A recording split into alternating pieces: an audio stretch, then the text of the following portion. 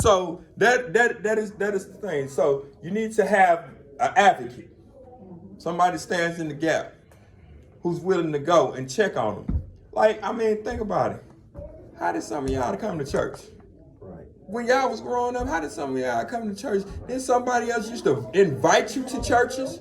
Like, why don't you come to my church? When we was young, we grew up musicians. So when we was young, we was playing at everybody's church.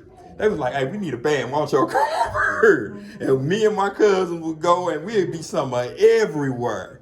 You know what I'm saying? So it was an invite thing. Like I told y'all on last night, I said, if you don't have the zeal and the energy about what you're doing and how you're living in your Christian life and in your faith and in your church, then how are you going to expect to win somebody else if you ain't excited? That's how I got the same attitude. Listen, if somebody come in, yeah, I'm happy to be at my church today. The Lord is good. His mercy is everlasting, and His truth endured. You sound depressing to me. That sounds like I don't want to be bothered with you or the church you attend. But if you come in with, hey, I know God got it today, and walk in with that energy and that excitement and that zeal, that's going to catch on. Oh my God, I'm having an old moment. My grandmama used to say, it's like fire. Shut up in my bones. And what is fire? Fire consumes and it catches. It's like the Holy Ghost. When somebody is feeling something in the church, you look around, it's going to be catching on.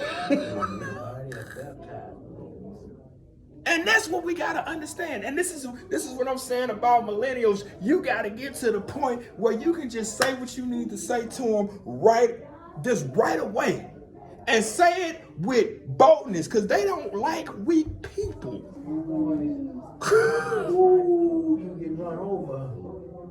If they can take advantage of you in a conversation, they will. Take you out.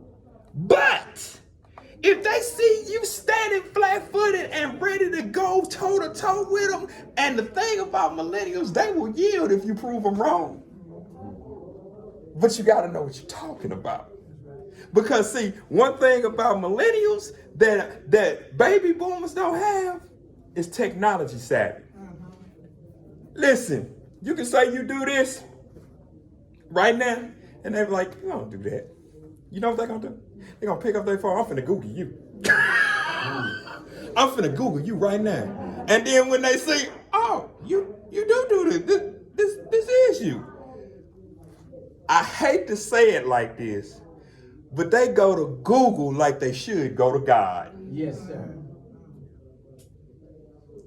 Their Google is what they get all their answers from. I'm sorry, but that's what it is. So if you look at it like that, you got to be swifter.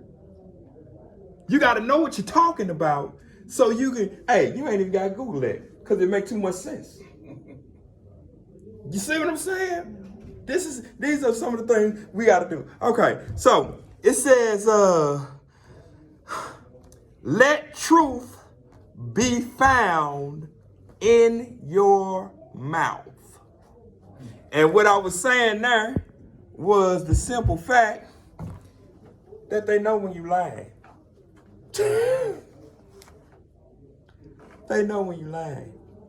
Let truth be found in your mouth.